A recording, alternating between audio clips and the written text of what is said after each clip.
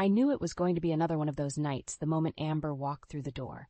Her nose was crinkled, lips pursed into a tight frown, as if she'd caught a whiff of something foul. I tried to ignore the judgmental glances she shot my way as I bustled around the kitchen, putting the final touches on dinner. "Glenda, darling, you've outdone yourself as always," Harlan said, kissing me on the cheek.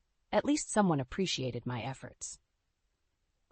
"Mom, the pot roast smells amazing," Ethan chimed in, giving me a warm hug. Amber simply scowled and muttered under her breath, "If you say so." We settled around the dining table, and an awkward silence fell over us as we began eating. I could feel Amber's eyes boring into me, sizing up each bite with disdain. The pot roast, a family recipe using the cheapest cut of meat, was worlds away from the fancy fare she'd become accustomed to at overpriced Manhattan eateries. "So, how was everyone's day?" I asked, desperate to break the tension. Ethan launched into a story about the hilariously inept new intern at his office, but Amber didn't so much as crack a smile. She simply pushed the food around her plate, every so often shooting me a look that could curdle milk. My efforts to make pleasant conversation died on the vine as Amber's displeasure became more and more palpable. By the time we finished eating, the atmosphere had grown so frosty you could hang meat in it.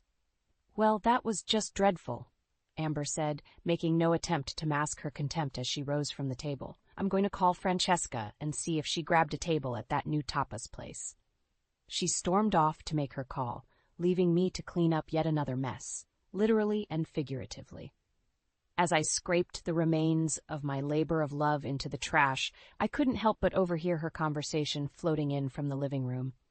"Yes, it was just pedestrian slop as usual from Glenda," she sneered in a mocking tone.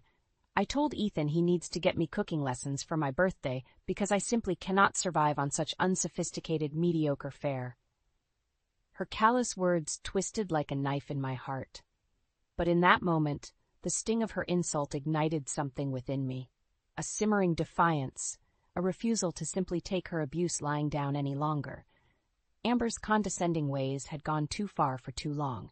If it was fancy food she wanted, I vowed, fancy food she would get. One way or another, I would expose her snobbish charade for all to see. I could feel Amber's smug gaze burning into the back of my head as I tapped my foot impatiently in the long line at Boulangerie Sublime. This trendy little bakery was all the rage, their decadent desserts coating the lips of every Upper East Side socialite. And of course, it was Amber's new obsession du jour. I simply must have the Grand Marnier soufflé for my book club meeting, she had demanded that morning while scanning reviews on her iPad. The ladies will surely be impressed. Getting my hands on one of those coveted soufflés wasn't going to be easy, though. The bakery's limited quantities sparked a daily stampede, with customers queuing up before dawn like they were vying for Coachella tickets. But Amber's whims were not to be denied. "Don't forget, you need to get there right when they open at 8 a.m., she instructed with an air of smug superiority. "They always sell out before noon." As if I didn't already have enough to do getting ready for her pretentious book club, squeezing in this errand was going to be a major pain. But I knew better than to argue with Her Royal Highness. After jostling my way through the throngs of line waiters for over an hour, I was finally ushered inside the bakery. My hopes were immediately dashed as the snooty clerk shook his head in disdain. "We're all out of the soufflés, I'm afraid," he announced with an uppity French lilt. "You'll have to come back first thing tomorrow." My face flushed with embarrassment as the other customers openly mocked my futile errand. "Seriously, lady? Did you expect to waltz in at 9:15 and snag one?" A nasally woman clucked from behind me. Dejected, I trudged back home, dreading Amber's reaction to my failure. Sure enough, when I walked through the door, she was waiting in the kitchen with her signature sneer. "Well?" she demanded imperiously. "Where is my soufflé?" "But they were all out by the time I got there," I stammered, bracing for her wrath. "Are you kidding me?" she exploded, her face contorting into a mask of rage. "You had one simple task. How could you possibly mess that up?" She ranted and raged for what felt like an eternity, her insults growing more vicious and demeaning by the minute. All the while, I just stood there and took it, burning with humiliation and resentment. "I swear, Glenda, sometimes your incompetence is staggering," she spat. You're useless, an utter failure. Those hateful words detonated something deep inside me, igniting a fury I could no longer contain. In that volatile moment, my desire to appease this vile woman evaporated like smoke. She wanted to see just how much of an utter failure I could be. Message received, Amber. Game on. Over the next few days, Amber's scathing treatment of me continued unabated behind closed doors. But the moment Ethan or Harlan were around, her demeanor underwent a striking transformation. Glenda, darling, I simply can't get enough of your cooking. She would gush with saccharine sweetness while patting my hand. Everything you make is just sublime. The compliments dripped like hot wax from her lying lips. I could hardly believe this was the same woman who had berated me as a hopeless failure just hours earlier. Ethan, ever the naive one, just beamed with pride at his wife's supposed appreciation for my culinary talents. That's my Glenda, he would chuckle, pulling me in for an affectionate hug. A regular Julia child, isn't she? If only he knew the truth about the venom Amber spewed behind his back. How she ridiculed and denigrated everything and everyone she perceived as beneath her cultivated airs. No one was spared her snide condemnation, not even her own family.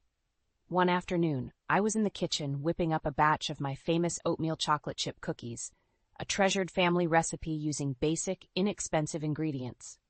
Amber came sweeping in, wrinkling her nose at the homey aromas. Good Lord, Glenda, you're not serving those pedestrian monstrosities at the charity luncheon, are you? She sneered with undisguised revulsion. I felt my cheeks flush with humiliation and outrage.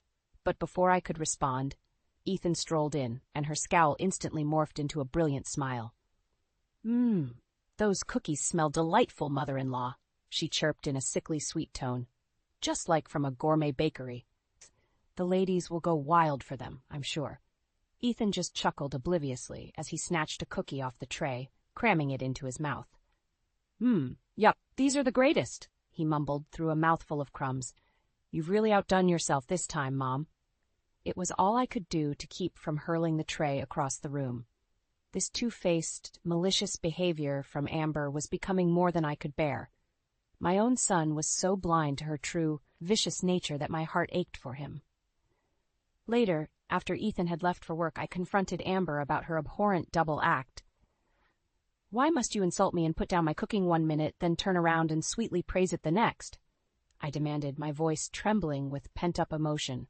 She simply shrugged and rolled her eyes at my wounded indignation. Please, Glenda, don't be so sensitive, she scoffed coldly. I'm just looking out for Ethan's best interests. He doesn't need his oafish mother serving up bargain basement swill and embarrassing him in front of his colleagues and friends. The cruel arrogance in her tone crystallized my determination right then and there. Enough was enough. It was time for this two-faced witch to get her comeuppance once and for all, and I would be the one to serve it up to her on a silver platter. With Amber's callous words still ringing in my ears, I started hatching a plan to finally expose her two-faced behavior. The next Sunday, I was hosting the whole family for a big dinner, the perfect opportunity to set my trap. As I busied myself in the kitchen prepping the meal, I made sure to utilize only the simplest, most basic ingredients, the kinds of bargain basement fare Amber openly mocked. Pork shoulder from the supermarket budget bin. Potatoes, carrots, and onions straight from the local produce stand. Nothing fancy, nothing pretentious, just humble, home-cooked goodness. When Amber arrived with Ethan and Harlan in tow, her eyes immediately narrowed with disdain at the rustic aromas wafting from the kitchen. What is that smell? She wrinkled her nose. It better not be another one of your tragic downscale meals, Glenda. Actually, it's a very special dish I've been working on, I replied with a sly grin, but you'll just have to wait and see. Amber's signature scowl told me all I needed to know. The bait had been taken. As we gathered around the table to eat, I made sure to pile Amber's plate high with the humble fixings, much to her obvious disgust. She poked and prodded the food with her fork, grimacing. Well, are you going to at least try it? I asked innocently. Amber flashed a sour glance at Ethan and Harlan, both of whom were already wolfing down their portions with obvious enjoyment. Reluctantly, she raised a forkful of the pot roast to her pursed lips. This looks dreadfully rustic, she proclaimed with obvious disdain. but I suppose I can choke it down, for Ethan's sake. I held my breath as she took her first tentative bite, bracing for the inevitable torrent of disparaging comments. But it never came. Instead, her eyes went wide with surprise as she slowly chewed and swallowed. Actually, this isn't half bad, she admitted grudgingly after a pause. The flavors are quite robust, I'd say. Buoyed by that small victory, Amber soon began shoveling the food down with almost rabid gusto, grunting with approval between ravenous bites. Ethan and Harlan looked on in pleased bemusement, no doubt shocked by her uncharacteristic zeal for my rustic home cooking. "Glenda, this may be the best dish you've ever prepared," she effused, mopping up the last of the gravy with a slice of bread. "You've clearly outdone yourself this time. Why, I'd wager this swill could give even those pompous bistros in the city a run for their money." The naked contempt in her tone as she insulted my humble offerings sent a hot flash of anger through my body. But I managed to keep my expression impassive, disguising my roiling fury behind a thin smile. "Why, thank you, Amber," I cooed. "I'm so pleased you enjoyed it." Oh, but she would soon eat those smug, condescending words. That's when the true meal would begin. After clearing the dinner plates, I made sure to heap lavish praise on Amber for her apparent newfound appreciation of my home cooking. "I'm so delighted you enjoyed that meal," I gushed, laying it on thick. "Your refined palate clearly recognized the superior quality of those ingredients." Amber just nodded haughtily, lapping up the flattery like a parched cat. "Well, of course I could taste the difference," she preened. "You simply must share where you sourced that exceptional pork and produce." This was the opening I'd been waiting for. Time to set the next phase of my plan into motion. "Actually, those ingredients were nothing special," I replied with a sly grin. "Just picked up at the regular grocery store down the street. But I'm so pleased my preparation skills elevated them to your discerning standards." Amber's brow furrowed with confusion as she processed this admission. But before she could respond, I pressed on with my ruse. "In fact, I've been inspired to take my cooking to even loftier heights," I declared with faux enthusiasm. For our next family dinner, I'm going to prepare a true gourmet feast utilizing only the finest, most premium ingredients money can buy. That piqued Amber's interest, her eyes glittering with avarice. "Do go on," she urged, leaning forward expectantly. "Well, I'm going to start by sourcing some primo beef tenderloin from that elite butcher in the city," I began, relishing every fabricated detail. "The one that supplies all the iconic steakhouses and commands a 3-month waiting list just to get a prime cut." Amber was practically salivating at this point, hanging on my every word. Ethan and Harlan just exchanged bemused glances, clearly not understanding what had gotten into me. Then for the produce, I'm thinking of flying in some heirloom varieties from this acclaimed farm in Tuscany that Michelin chefs are raving about, I went on breathlessly. Of course, I'll need to track down some creme de la creme dairy products too, butter from an artisanal creamery, that sort of thing. "Glenda, this all sounds marvelous," Amber gushed, fanning herself. "A true Epicurean adventure. You simply must let me assist in sourcing these world-class delicacies." I shook my head, reveling in her transparent eagerness to indulge her snobbish Epicurean fantasies. "Oh no, my dear, I insist on handling every detail myself as a surprise for my treasured family." Little did she know, the real surprise was yet to come. As the evening drew to a close and our guests prepared to depart, Amber pulled me aside with ill-disguised glee twinkling in her eyes. "I can't wait to savor your culinary masterpiece at the next gathering, Glenda," she purred. "It's about time your talents are put towards more elevated ends." With a wink, she turned and sashayed out, utterly clueless of the role she would soon be playing in my delicious come-uppance. This was gonna be good. The big night had finally arrived. Amber swept into the dining room, her nose already wrinkling disdainfully at the simple table setting. "Really, Glenda? This rustic decor?" she tutted, running a manicured finger along the plain linen tablecloth. "For the lavish spread you've been boasting about, I expected something a bit more elegant." I suppressed a smirk as I bustled out carrying a silver serving dish. "Don't worry, dear, the true elegance is what's underneath this cover." I slowly lifted the lid with a flourish, revealing a thick, juicy tenderloin roast glistening with a rich demi-glace. Amber's eyes grew wide as saucers, greed and gluttony etched across her features. "Is that—" she gasped, practically panting. "Why, yes, the much-hyped beef from that world-renowned butcher in Manhattan," I proclaimed with feigned nonchalance. "The one with the 3-month waiting list, as I mentioned." Amber's eyes fluttered with rapture as she leaned over to inhale the heady aroma. "Glenda, it's magnificent. I can practically taste the decadence already." She fairly swayed on the spot like a debutante recovering from the vapors, as I set the dish down in front of her with a ceremonious flourish. The other platters I paraded out in succession only heightened her delirious anticipation. "And these," I announced with a wave of my hand, "petite potatoes cultivated from an elite farm in the French countryside that supplies 3-star Michelin chefs. Hand-delivered yesterday by a master gardener after a months-long germination process." That was complete hogwash, of course. I'd picked those russets up from the supermarket bargain bin just like always.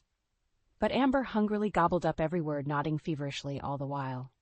Finally, I presented the pièce de résistance, an exquisite cheesecake drizzled with an emerald mint glaze. Behold, New York's most elite dairy purveyor's smoothest triple cream chèvre, accented with sun-ripened strawberries flown in fresh this morning from a boutique farm in Provence, I breathlessly described with a completely straight face. In reality, it was just a standard supermarket cheesecake doctored up with some mint extract and strawberry jam from my pantry. But Amber was utterly transfixed, borderline comatose with avarice as she fixated on every imagined delicacy before her. "Glenda, I'm speechless," she finally gasped, clutching a trembling hand to her hollow bosom. "This opulent feast it's too much. You've truly outdone yourself." Ethan and Harlan just gawked in stunned silence, clearly wondering what had gotten into me with all this bombastic overselling. Little did they know it was all a grand setup for Amber's looming humiliation. No sooner had we dug into the very first course than Amber began to moan and groan with rapturous delight, showering me with breathless compliments between every decadent bite. "This beef is a transgressive experience, Glenda, a spiritual awakening in every velvety morsel." It went on and on like that through each successive dish. By dessert, she was practically swooning, scraping up every last crumb and licking her plate clean. "Best meal I've ever had, anywhere," she raved, practically in a fugue state. "You've ruined me for all other food." I just smiled thinly and thanked her as Ethan and Harlan exchanged bewildered shrugs. But inside I was grinning wide in gleeful anticipation. The trap had been perfectly sprung. Now for the final, delicious sting. As Amber sat back with a contented sigh, gently patting her stuffed belly, I decided to strike while the iron was hot. "So, I take it you enjoyed this little culinary adventure?" I asked innocently, trying not to let my grin show too much smug satisfaction. "Enjoyed it? That doesn't even begin to describe it." Amber gushed, her eyes glazed over in a dreamy trance. This was a full-body experience that transcended mere sustenance. Every bite was a finely crafted masterwork to be savored and contemplated. Ethan and Harlan shot each other confused looks, clearly baffled by her overblown outpouring of praise. Bless their hearts, they had no clue what a charade this entire evening had been. "Well, I'm overjoyed my efforts met with your discerning approval," I replied with a sly smile. "Though I must admit, I simply couldn't have pulled off such an Epicurean tour de force without your invaluable guidance." Amber blinked slowly, her brow furrowing. "My guidance? What do you mean?" Ooh, this was going to be delicious. "Why, your constant insistence on only the finest, most elite ingredients, of course," I exclaimed with mock innocence. "You've trained my palate to reject anything less than the utmost in culinary perfection."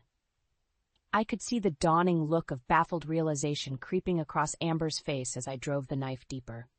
"Take this beef tenderloin, for instance," I went on breezily. "You made it quite clear that only the most luxurious, world-class cut would pass muster with your refined tastes. So, of course, I had to source it from that impossible boutique butcher you're always raving about." Amber's mouth worked silently as she processed my words, panic flashing in her eyes, but I kept piling it on ruthlessly. "And the produce? Well, you've hammered home time and again how pedestrian American crops simply wouldn't do for a true gourmand like yourself. So naturally, I had to go the extra mile obtaining these French and Italian delicacies flown in from your preferred purveyors overseas." By this point, Amber's face had drained of all color, giving her a sickly pallor. She flicked a terrified glance over at Ethan and Harlan, seeing the first cracks in her facade forming. That's not...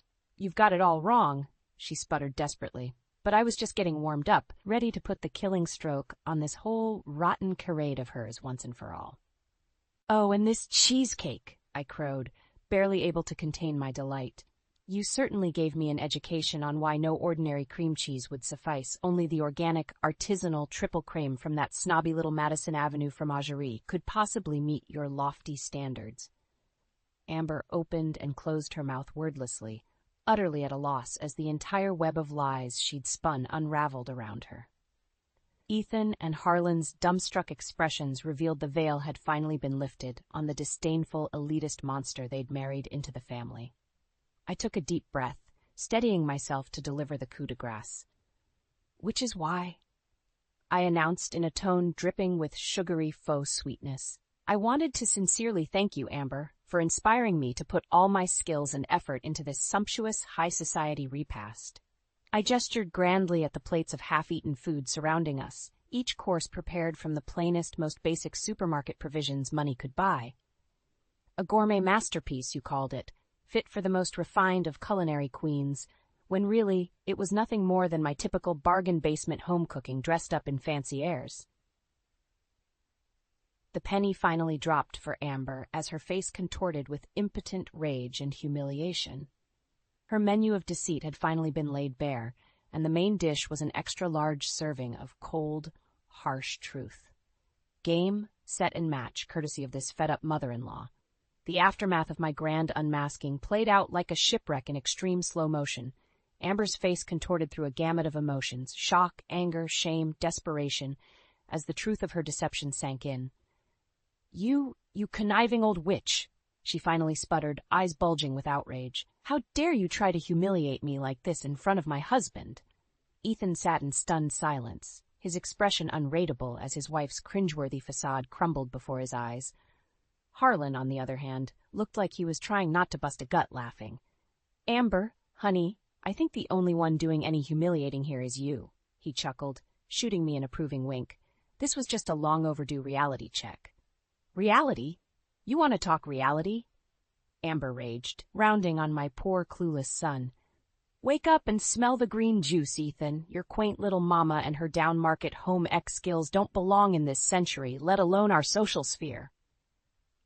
As those hateful words sliced through the air, something shifted in Ethan's face. The rose-tinted scales of denial seemed to fall away as he finally got an unfiltered look at the poisonous snake he'd married. That's enough, he said quietly, raising a hand to silence Amber's tirade.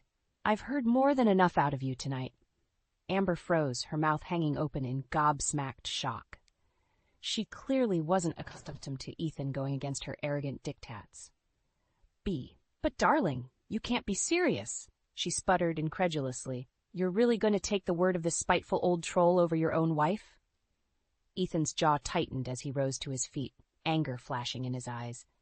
Maybe if my wife had been an honest, loyal partner, instead of a lying, materialistic snob, I wouldn't have to make that choice. The air fairly crackled with tension as Amber's shrill scoffing filled the room. Well, I can certainly see where your true priorities lie, Ethan Morris, with the help in their downscale ways, apparently.